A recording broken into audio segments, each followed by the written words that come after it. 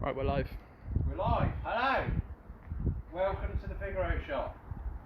Today we are talking about head gaskets. We're just going to wait a few minutes for people to come on. Hopefully Instagram's live as well. Yep. Hello Instagram. 1 second guys, let me just get this up on the screen at the same time and then I can read your questions and I'll say hello. Just turn the sound down a minute. On this one.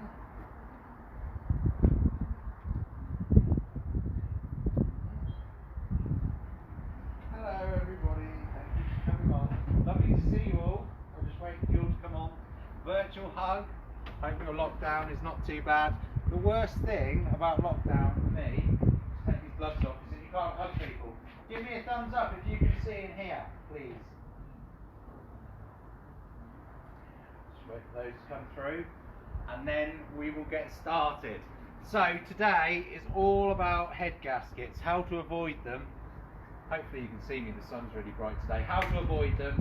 I'm going to start by explaining what they do and how you guys can save some money. It's one of the most common things that fails on the cars. Right, take that out. Aha! Hello everybody.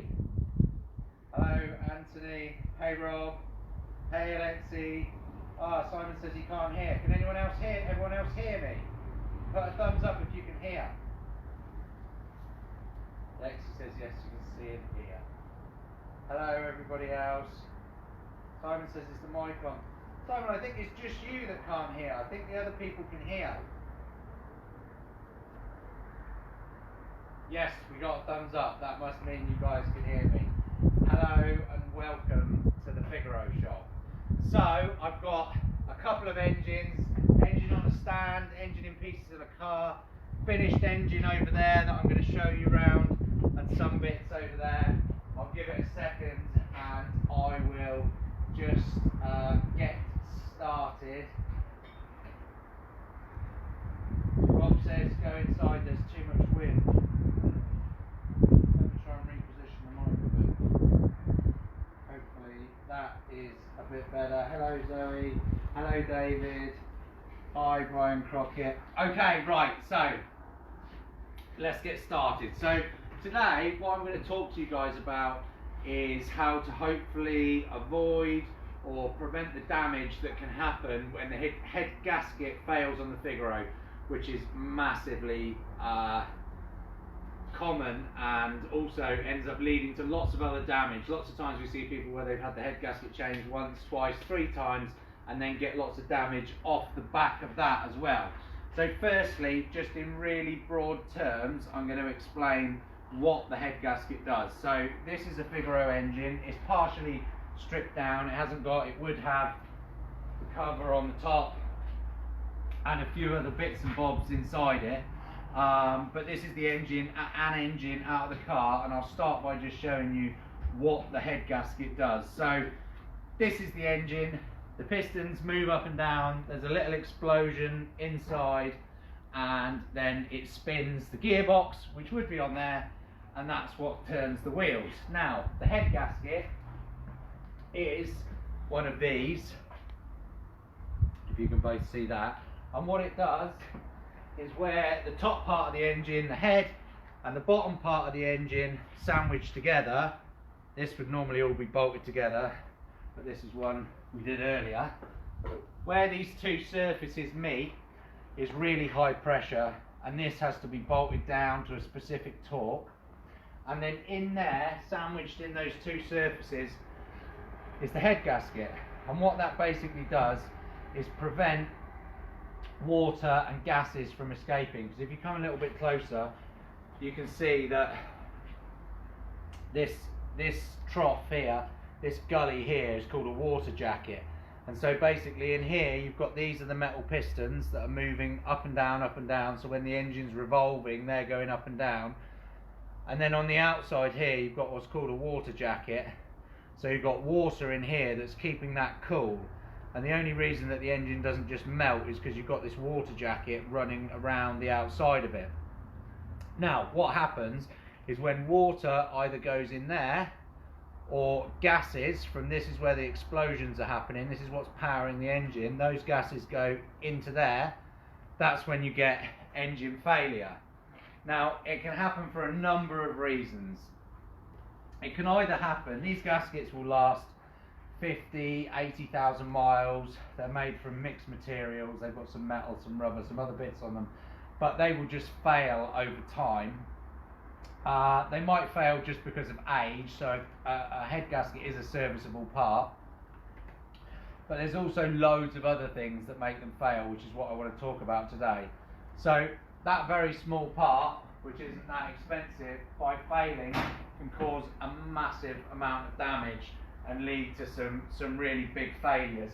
Guys, ask questions as we go, and I will just drop in from time to time and pick some up. Hello, welcome to everyone else that's just joined. Hi Ken, hi Patrick, hi Denise, hi Leanne, hi Charlotte, hi Lolo, hi Simon, hi Rory, and hello to everyone on Instagram. Sorry, I can't see that screen at the same time as well.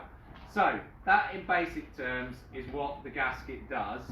Now let's talk about the things that can fail that cause that. So either it can fail because this water that should be in the jacket here all runs away and everything gets too hot. So let's start with that, cooling system failure. So typically it will fail in a few places on a Figaro. So it can either fail inside the car. So just again in basic terms, this is the radiator at the front of the car, this is where the fluid goes in, and then it's held by a sealed system with these rubber hoses, which would look, they were a little bit grubby, like these, and they run all the way around. So the water runs out the radiator, round the car, through the water jacket, keeps the engine cool, protects it, back into the radiator, gets cooled down again with the air coming in the front of the car, and then that cycle keeps going round. So if that system fails at any point, if the water leaks out, the thing with a Figaro is because it's turbocharged, it runs at high revs, it's got an aluminium block, it's an older car, all of those types of things, it means that it gets hot really quickly within literally a couple of minutes. So the most common places for that water system to fail are either these, which are the hoses. So these are the original rubber hoses, and they will fail or crack sometimes just by squeezing the hoses on your own car. You can hear them making a crunching noise, and you can just feel that they're not in a great state. You've got about 15 of the hoses that run round that are water hoses. So yeah, those can fail. You need to be really careful of that.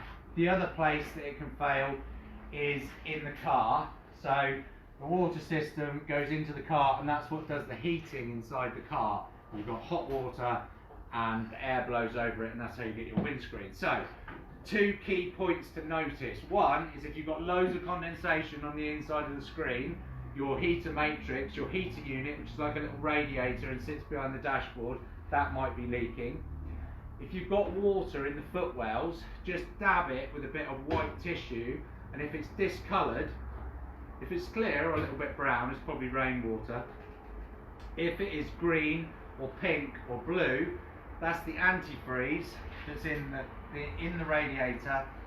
It's not rainwater, and so that means the matrix is probably leaking as well. So at that point, you need to check the radiator. Now, most importantly, on the radiator, and this is really important, I've got a car example to show you in a second, you need to check the water in the top of the radiator, not in this. This is just an expansion bottle, the one with the yellow lid, and it shouldn't really have any water in it, maybe a tiny dribble in the bottom. Now it's really important to make sure that you check from here, make sure the car's cool when you check it, and all you want to really do is see water at the top. You won't be able to see on the camera at the moment, but well, you might be able to. In the top of there, you can just see the fins, like the little bits inside of the radiator there. So if you can see those fins, there's not enough water in there. I'll pick the questions up in a minute, guys. I can see them coming through. This car outside, hopefully it's not too windy.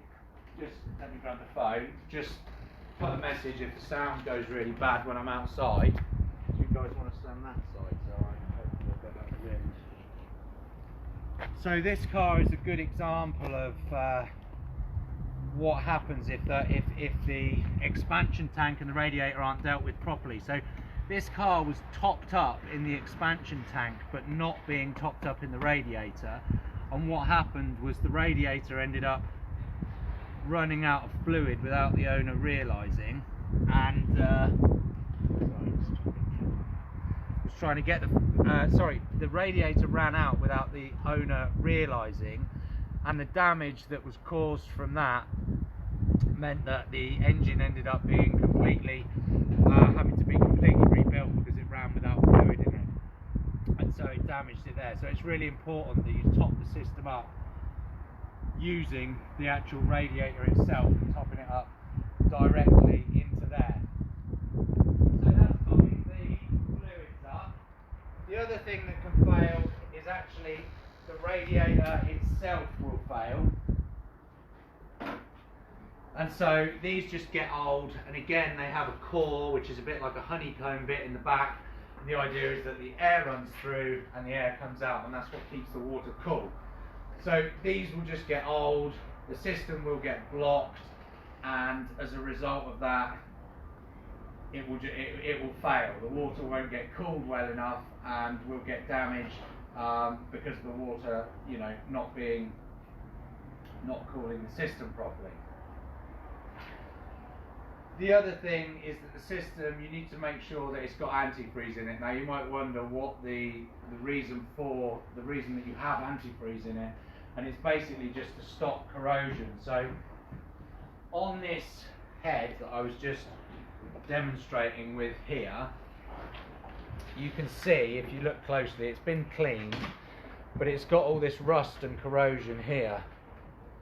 And when I talked about water going from the water jacket into the cylinders, this bit is sitting above the water jacket, these little holes here. This is water coming in and out, and this bit is the sealed unit, what we call the combustion chamber.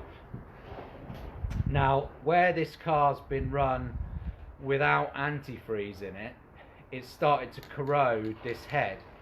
And so where it started, this should be a perfectly flat surface. Where it started to eat into it, it will eat in and there'll be a break between, so water and gases will be able to squeeze between here and squeeze between here, and that will cause failure. And it will also mean that this head may or may not be repairable. There's a possibility that these little holes can be welded, filled up, and then the whole thing can be skimmed flat and can be reused again. But that really shows the importance of making sure you've got antifreeze. Antifreeze is not only about making sure the car doesn't freeze in the cold weather, it's also about making sure that you don't get corrosion on the internal parts of the engine. So it's really important to make sure that you're using antifreeze in there. The other thing is that that can also cause the head gasket to go is really just a lack of servicing. So to keep this area cool, you've got the water on the outside, and also in here the pistons are dropping down, they're splashing into the into fresh oil that's also cooling it. Everything is being done by the engine to keep it at the right temperature. Now on this car you can see the oil filter is rusty and it's old, and that is not going to be filtering the oil properly, so you're going to get a build-up of oil, so the oil's not going to be doing its job properly either. So unless you've got the oil doing the cooling, the water doing the cooling, what's going to happen is the weakest point of the system, which is going to end up being the head gasket, is going to end up failing. How are we doing on the cameras? We've got sound and everything's working, cool. So yeah, making sure that the servicing is up to date and all the oil is all clean as well. So that really summarises the bits that will help you to prevent the failure in the first place. And then it's just about making sure that when the job's done, it's really done, it's done properly. But I'll just go over those bits as well. Come back and have a look at this pink one, because this has had an engine and all the hoses. This one had a turbocharger as well, so it was a considerable expense, and it went on over about a 6-month period, I believe, and that was you know, that really does go to show the importance of just making sure that the small checks are up to speed. But you can see on here, look, these are the silicone hoses in place, so those are those that are in place there. We sell a kit that's all, there's some of the kits on the bench over there, but you've got all of the hoses replaced in silicone. Now, silicone is basically better quality, more durable quality rubber than the original ones that were made on the car. So firstly, they're not all available, and secondly, the silicone will last a lot longer and will be able to and can withstand a higher temperature. Also, they come in different colours, so they look really cool as well. This one's got a new radiator as well, so we do 2 types of radiators. We do one like this one, which is an original reconditioned copper radiator, and we also do a high temp radiator, which has got a bigger core. It's made from aluminium. It's got a better slimline fan on the back of it, and that will really keep it cool. Because the other thing that, just like I said, everything that's being done, everything the engine's trying to do is trying to cool it to keep it at the right temperature so that you don't get that damage. So sometimes these gaskets will fail just with people driving along the motorway, just by over revving it, or just driving it for a considerable amount of time at high revs, just bang, cause the gasket to fail. If you're on the motorway, it's also highly likely that the rest of the engine will fail too, and in a minute I'll show you what happens when that gets done. So yeah, this one is actually a completely reconditioned engine, so it's got all the other parts that go with that. Now, on this engine, I just mentioned what can happen when they get hot. Just going to have a look at the questions while you guys come across.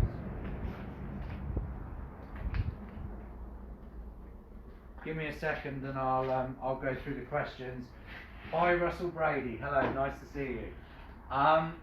So, when the head gasket goes, when that little light in the car comes on to tell you the temperature's too high or the oil's too low or whatever it is, the key to saving an engine and not destroying a whole engine, you know, like sadly this car's had to have, is stopping fast enough. Because as soon as you've got a lack of oil or a lack of fluid or a lack of water, a lack of antifreeze, the engine will literally fail in a second. And what happens when it fails is it destroys the inside here of the cylinder. So these are sleeves on the inside. If you come and have a look on this one, they will literally destroy the inside of here. So this has to be perfectly smooth and also sealed. So basically the piston is moving up and down like this inside the sleeve, and that has to be a perfect fit, otherwise the engine won't fire properly. As soon as it's hot, there's no oil, there's no cooling, what happens is these pistons score the inside of here and damage the inside of here. And at that stage, the whole engine has to be rebored, and that means that these liners here have to be made slightly bigger, 0.5 millimetre or 1/4 millimetre bigger, in order to take a new piston. And at that stage, which is what happened with this car, you're literally at the point that you've got to put a whole new engine in. The key is making sure that you can pick up whether those bits have been done, because what we tend to see quite a lot of is cars where the head gasket fails. Somebody either repairs the car or takes the car somewhere, has a new gasket put on the engine, just has this bit replaced, which is a considerable amount of labour and just a couple of parts, puts that in, and then 3 months down the line the same failure happens again, and that's incredibly common. So firstly, the important bit is to look at the damage that has happened inside the engine and to understand how much longer that engine's going to last. And then secondly, it's understanding that the right bits need to be changed, that the hoses probably need to be done at the same time, all the servicing needs to be done, the bolts that hold the head onto the engine. So just as an example, these bolts get really brittle and snap. These are the bolts that hold the head down onto the block of the engine. If you don't change these, it's really likely that they'll snap on the way out again.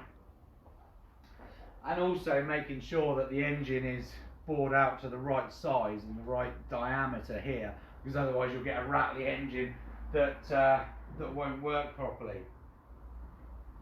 Right, let me pick up some of these questions for a minute, guys. Let me scroll back through and see what ones we've got here. Okay, so Stephen, good morning from Jacksonville. Nice to see you.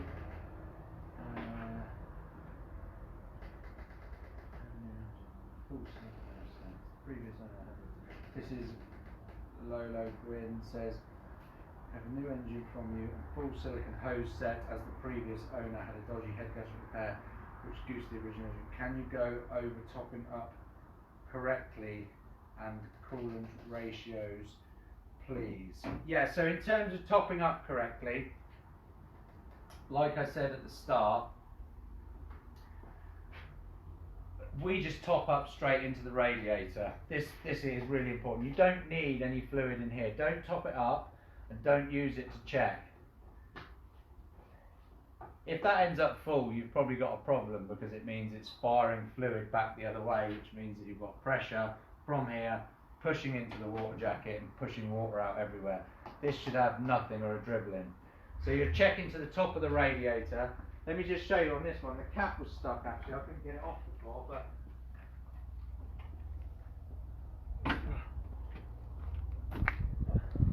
get it off without slicing my fingers off.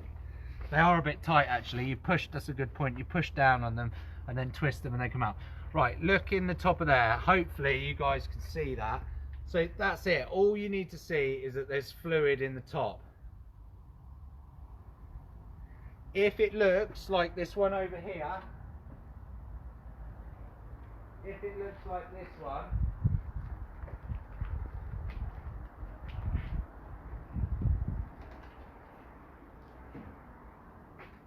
see there, you can see the fins now.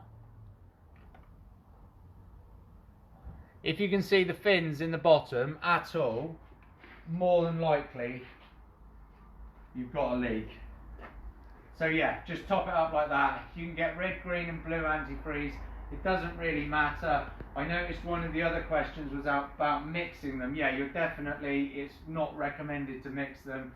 We use the red one, but it doesn't really matter as long as you've got some antifreeze in it. If you're not sure of the colour that's in there, then you should probably change the whole lot. If it's a browny colour, it means that there's some rust in it. But you should be able to see the colour, or dip a white rag in it and you'll be able to see the colour. If you're just topping up a tiny little bit, you can just top it up with some water. But obviously you want a decent amount in the antifreeze. Patty? Patty, yeah, good question. Patty says, what does the sign mind the chicken? Well, one of our colleagues has a tendency to make chicken noises, so that was why we put it on there. Simon, thanks for sharing the link to the Owners Club fluids. Chris Knight, hi Chris. What's the view on mixing fluids? Yeah, I would say that we definitely wouldn't do it. We would drain it.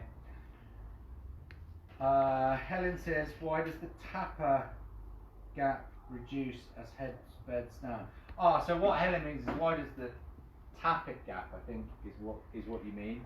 So basically all that means is that when an engine is new, it has to have, we do a 500-mile check-in on the engines that we build, but it basically means that everything settles in a little bit. So I think what you're referring to is tappets, Helen, and once the engine's all sandwiched together, you've got a rocker shaft that sits on the top of here under the red cover, and that's got little fingers that tap these, and these are the valves, and as it taps the valves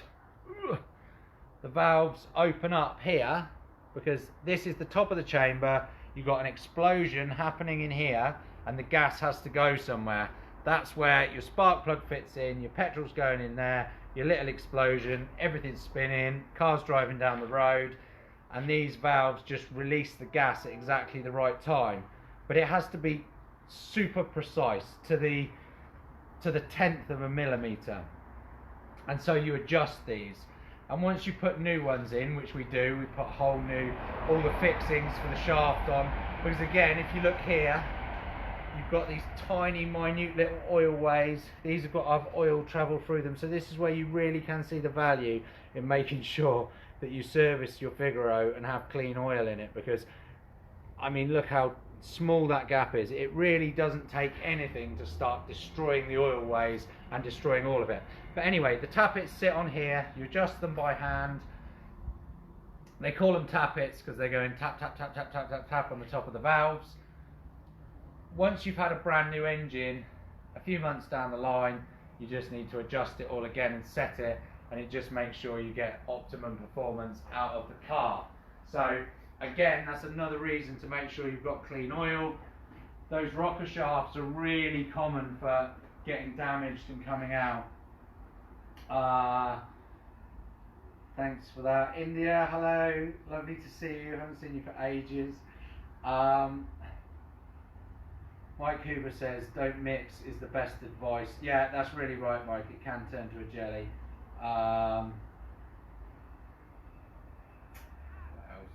Got greetings from Amersham Murray, love to see you.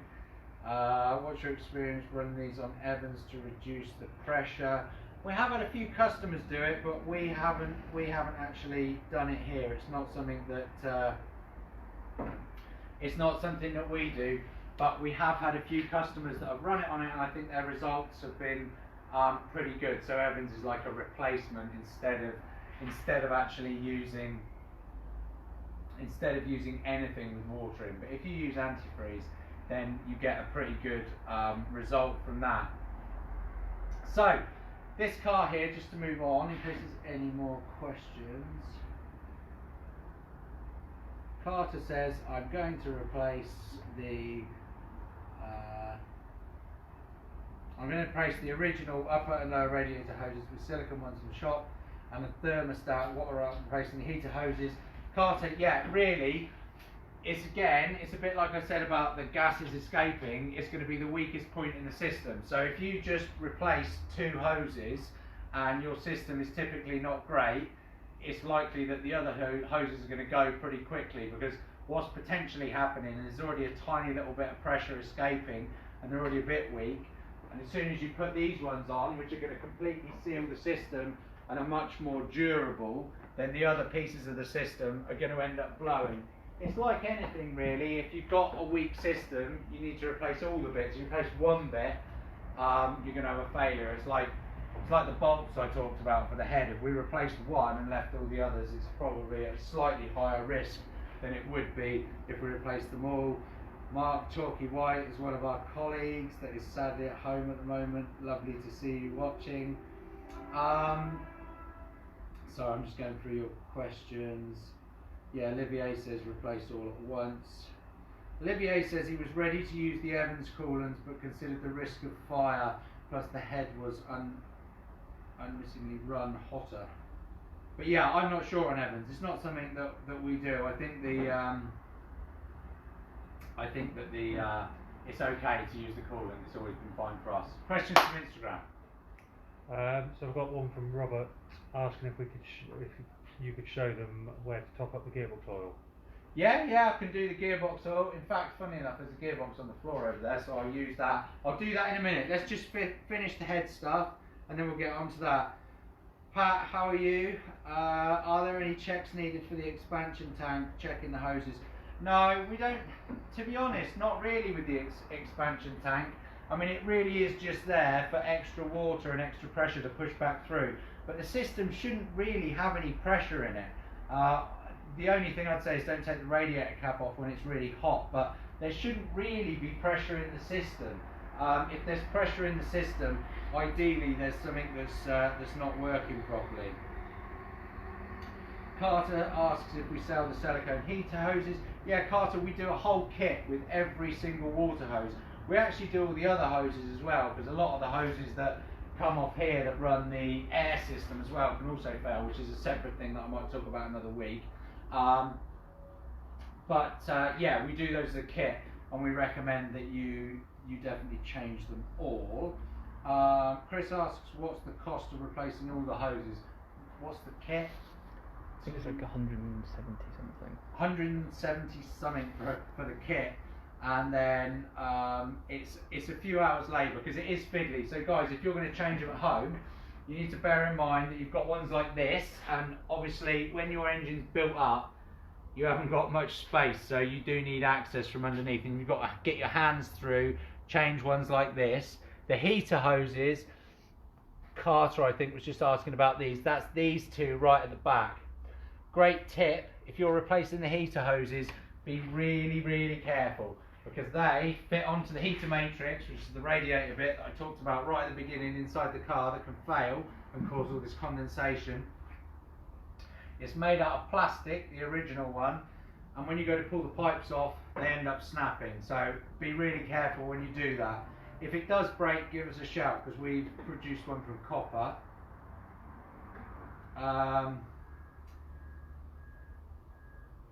Helen, sorry guys, I'm trying to keep going. Martin, hello mate, can the water pump be checked? So if you guys want to come around this side, so part of what gets changed when you do the engine, I'll just grab some bits. So on a new engine, when we do a new engine, everything's new, but some of the parts we change are this, which is the water pump.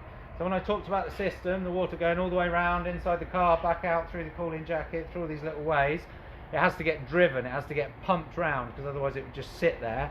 And so this is the pump that goes on here. So the back of that is the pump, that's it spinning, that's the impeller on the back there, and it's driven by the cam belt which sits on there. Martin asked whether you can check it, because a lot of the time people don't know whether it's been changed.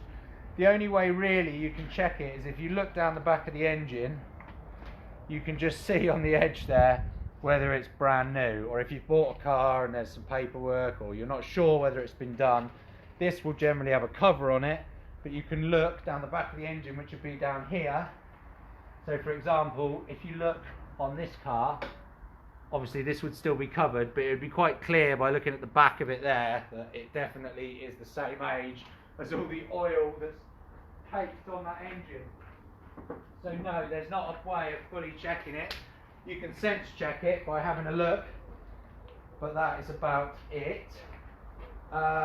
Jenny says, do we sell all the hoses as a kit? Yes, I'll post it in the comments afterwards, Jenny.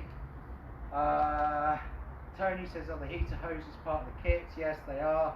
Helen asks, my query was, why does the tappet gap reduce after head gasket replacement when checking, rather than a gap getting bigger as you would expect?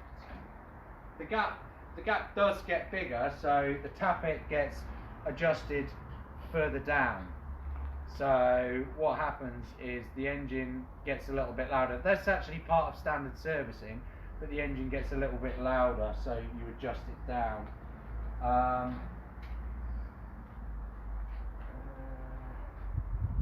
We got your full hose kit and our local garage fitted it, handy since we are close. Colin, yeah, you're right, they're not that bad to fit, it's just if you're doing it on the drive you need to make sure you've got access. Stephen asks, if there is no service history with the car, is there some signs to note that would show you if the head gasket has been replaced?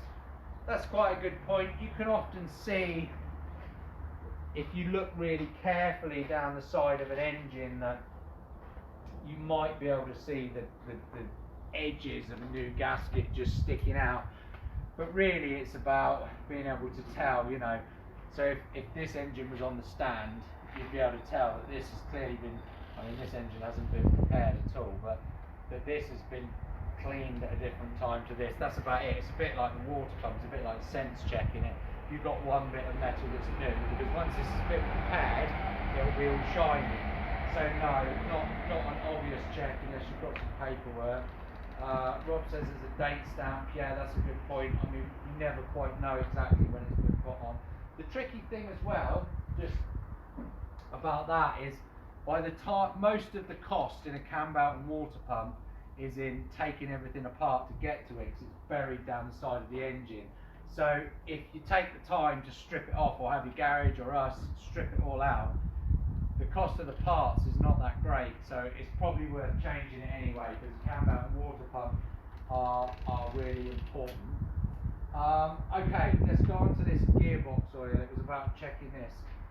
So let me start by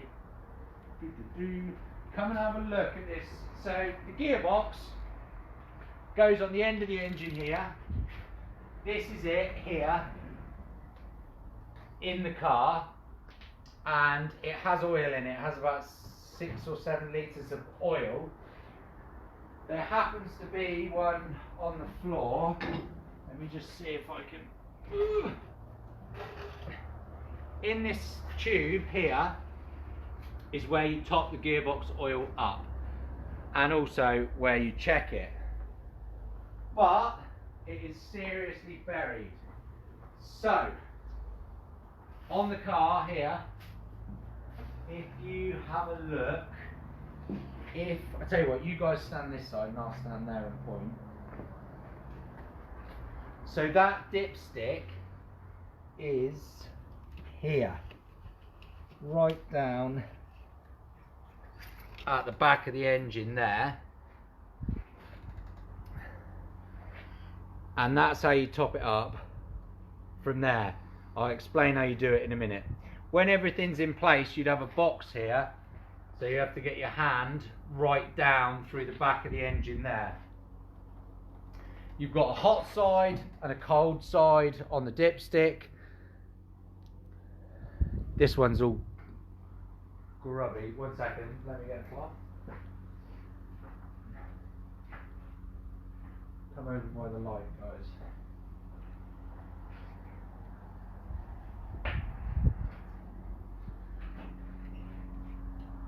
So you may be able to see it or not. It says cold on that side of the dipstick and hot on that side of the dipstick. You have to pull it out and clean it. Right, in terms of the actual check, this is the process you need to go through. You do a gearbox check with the engine running, so you need to circulate the gearbox oil in the gearbox. So you get in the Figaro, you start it up, give it a few revs, drive it around the block, bring it back, put it back into park, leave it running, and then while it's running, you check the gearbox oil, depending on whether it's hot or cold. Between the bottom of the dipstick and the top of the dipstick is somewhere in the region of half a litre-ish, but don't overfill it because it's a pain to try and get the excess out. The oil should be red. Use a Dexron 3 equivalent, or something similar to that. It should be red, might be a little bit brown, but that's not the end of the world. If it gets low, you'll notice the gear change starts to go funny. Sometimes they get low over time. We don't really change them. The gearboxes on these are pretty durable. We do, I mean, there's one on the floor here. We do quite a few reconditioned, but not in comparison to head gaskets, for example, which are sadly like an everyday thing. Patrick says cam belt change, years or miles. Yeah, we normally do it by years, Pat, between 4 and 5 years, unless you're doing loads of miles in the car. You do quite a few, but I normally go on years. Leon says, yeah, that gearbox dipstick is a nightmare, lost a bit of skin. Yeah, I'm sure I've lost a few knuckles trying to do that as well at the same time, Leon.